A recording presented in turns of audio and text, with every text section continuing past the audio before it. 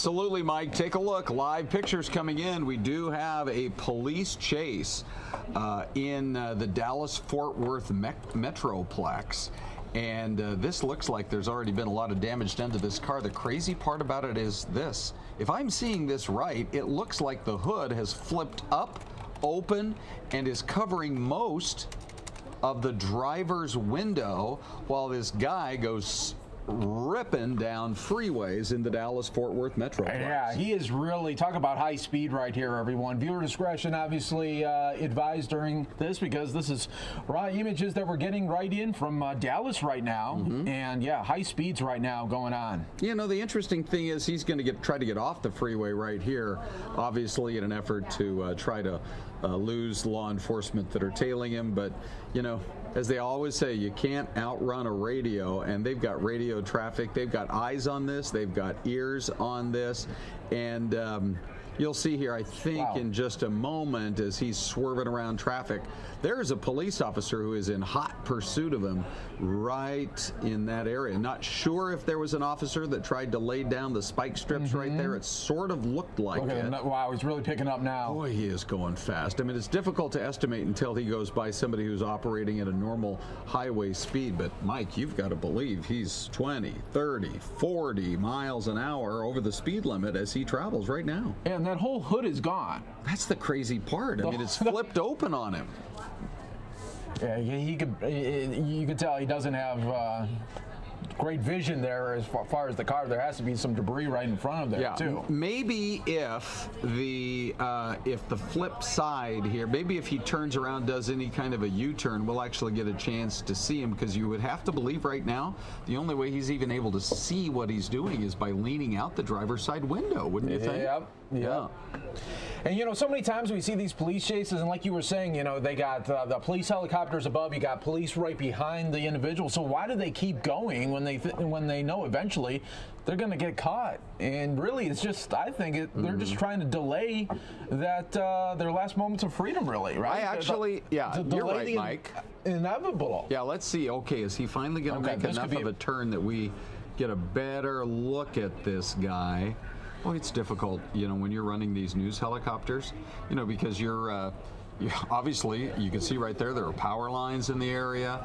You're busy flying over a busy area. You're trying to keep an eye on any other aerial traffic that might be in your region. Now we see two officers who are right up against this guy. Every department has the opportunity to set their own guidelines in terms of when you ultimately decide to end a chase, when you do a pit maneuver, etc. Are you in an area where it is safe? Do you as the officer feel there's a direct threat to others' lives? What's going to happen? Right now, man, this guy is just cruising. So often, by the way, this happens adjacent to a crime. Oh boy, look at this, Mike. Oh, you got a train. Boy. Okay, you did a Huey right there. He did a Huey. Did the Huey, and then now look at this. We're learning from our Fox 4 sister station there in Dallas that this is a robbery suspect. There you go. That's what I was going to say. I mean, frequently somebody who tried to pull a robbery. How is he seeing where he's going, Mike? That's the part that I just don't get. Yeah, this is remarkable that he's able to see what's in front of him. It's flipped up on top of him there, and somehow he's still driving down one road and then another. All right, and everybody, we got a better quality feed, and we're going to take that right now. So this one is the better quality that we're getting from Fox 4 right now there in Dallas. You're taking just a really great view here of Sky Fox, really showing us this chase happening now. And as you can see, he's making no effort to try to stop right now. Yeah. All right, so frequently it's a stolen car or it's some other type of crime that got committed. The guy thinks he can make a getaway. He realizes he can't. And the smartest thing this guy could do right now would be to put the brakes on, get out of the vehicle, put his hands up, comply with officers' commands, and bring this whole thing to a conclusion. It looks like he's gotten off the freeway now, is in a little bit more of a rural area there in Tarrant County. And this could be more of an opportunity now for the police if they have an opportunity to go ahead and try to get a pit maneuver in. I know, you want to see that kind of thing. You don't want to do it on the highway. That's too risky. Yep. Yep, so you see other choppers there as well. Yeah. No doubt the police there continuing to keep a track from the aerials as well. Yeah. All right, so now he's getting into a little these more intersections, of a retail they always area. scare me there. Yeah, they sure do. You know, especially, Mike, ever since we had our situation 1 year ago, where a guy was driving at crazy speeds, got off the 202 on Rural Road, crossed the Tempe Town Lake. Yeah, right in Tempe. And then just plowed into this lady's minivan and could have killed so many people. The video was dramatic of the smash up. That guy, by the way, is back in the news now as his court case unfolds. But here's a guy who's headed to court and headed to prison. No doubt about it. I mean, that is if he survives this whole situation and doesn't cause a crash that could be fatal to him or to others. And this, again, is a police chase happening in the DFW area. Yeah, and it's interesting in the that they're, well, okay, well, it's interesting that it's not in California. You know, usually we get so many in California. I know, so many right there. And it seems like they drag on and on in California, where you can cover half of the metro area there of greater Los Angeles. This particular one, we're not seeing any real landmark type buildings yet that would identify specifically which part of the DFW area, Dallas-Fort Worth, we're talking about. But clearly you've got millions and millions. That is actually, when you add Dallas with Fort Worth, it's a larger metro area even than ours. Oh, At 5 million people. So they've got even more folks there in this Dallas area who are no doubt watching this, who probably have heard about it.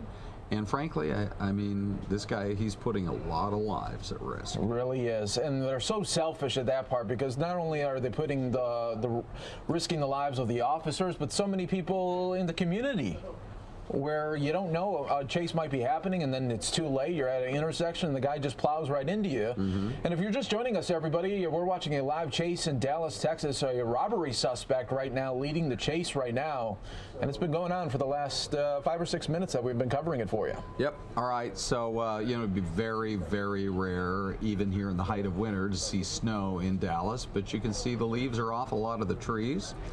As they are in some of their coldest weather there. And police have been in pursuit of this fellow for a while. Looking, just had a little construction zone there, so we had only one lane to get through. Take a look. Could this possibly be? No. I thought for a minute there it might be an unmarked type vehicle. Yeah, that's what that was. Okay, now he has some traffic. He's gonna go over the median right now. Goes over the median now onto the wrong side of traffic, then goes and takes this left here. Very risky stuff that this suspect is doing. We've been seeing him go in and out of lanes, darting in and out. Yeah.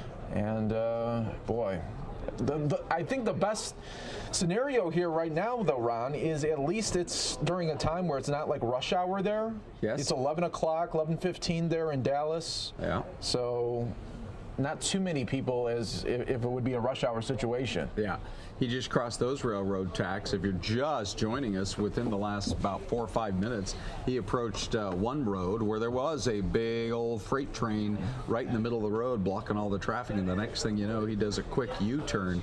I mean, he at some points, right now, he appears to be above the speed limit, but not as dramatically as he was a little while ago. There were some moments there where I think if you'd had a radar gun on him, Mike, he probably would have been in the 110, 120 range. It was just incredible how fast he was moving. And another thing to point out is I don't know how he's able to see so well out of that windshield when that whole hood, it looks like it's causing some major problems there. Okay, he's taking it right here. Let's see what happens here as the chopper tries to get a location look from the address there. But yeah, take a look, everyone. The hood is completely gone, or on the windshield. Yeah. Yeah, that's the crazy part of this whole thing. I've never seen something like that. Yeah, it just seems like the only way he would really know, unless he's using some kind of GPS or something, is to be looking out the driver's side window. He has not rolled that window down. No, he hasn't. At last check. Right now, it looks like he. Okay, is he going to? He might be. Okay. There you go. Oh, he let somebody out. And he's getting out too. Right, three in all. 3 people out. Everybody, viewer discretion heavily advised. Everyone. as now they're going through a wooded area here in the backyard of looks like a residence. You had 3 people get out there, Ron, right? Yep, right. And so you got one guy. I don't know how these guys think they can outrun an officer. I mean, have you seen most police officers? When it comes, look at this guy. Yep, Man, there it is. Yeah, this guy. What did he have? You know, 200 yards in him before he collapsed. Sure. I see plenty of law enforcement officials at the gym, and these guys are in very good shape, and they take it personally that they're going to stay in very good shape. And these guys thought, well, maybe if we head off in 3 different directions, they won't catch any of us. I got news for you. You're all going to get caught, and you're all going to probably end up going to prison. And Ron, it was like Pac-Man, but real life, and they all got eaten up. Yes, Mike, that's exactly right. Take a look here. Okay, you've got now the tactical teams are swarming into place. They've got the one guy down right in the driveway. Was this the neighborhood? Was there a specific reason they pulled into the neighborhood? Did they know people who might have been in 1 or 2 of these homes? Was this an area they were familiar with or took at random? Boy, it's so fascinating to watch these guys fan out. I mean, you look at how quickly those SWAT team members are moving through this field and across some of the brushlands here on a cold January's day there in the Dallas-Fort Worth area. Man, they have moved. They really quickly. are. I mean, look at that. They got the K-9 there. They got the tactical resources as well. And it looks like they still just need that one more person outstanding at this moment. Mm-hmm. Yeah, they definitely are moving across this scene, across this field. This may be it. This might be the other one, huh? Yeah, they're walking him back, right back to the squad car. You, sir, it's going to be a while before you have any taste of freedom, that's for sure. As they book you, they cuff you, they book you. And the next thing you know, these guys are going to be facing a date in front of a judge. And I would bet the vast majority of the time, they're not looking at any kind of a bail situation. They're going to be held pending trial, at least for a while, all as a result, putting all those lives at risk, all as a result of these 3 guys thinking they could get away with pulling a robbery somewhere. And that's one of the great reasons I love News Now, though, Ron. We were talking about politics right before this, and then this came up, and we go right to it. Yeah, that's exactly right. I mean, the behind the scenes, so you guys know, is that Mike is constantly monitoring all the different feeds. We got folks that work with us on our assignment desk. We got folks at Fox. Take a look here. They're getting a pretty good tight image on this guy right here as they've got him cuffed. Sure, they're talking to him right now. Looks like they're going through pockets. Yeah, exactly. And then he's down on the ground right now as they make sure there's not a situation here where there could be additional weapons that they might not have been aware of. Well, that was great for the police there. It looks like nobody got injured there that we saw during the chase, so that's the best case scenario for the police. They get the 3 bad guys and nobody hurt in the community. Yeah, that's amazing, really, when you think about it, because there were some times that he was hitting a speed that was really, frankly, just incredible. There we go. All right, Ron, thank you so much for being part of it here. Police chase wrapping up in Dallas, Texas. What's going to happen next on News Now? We don't know. We're just going to go with it right here. The beauty of live television and breaking news. More News Now coming up next.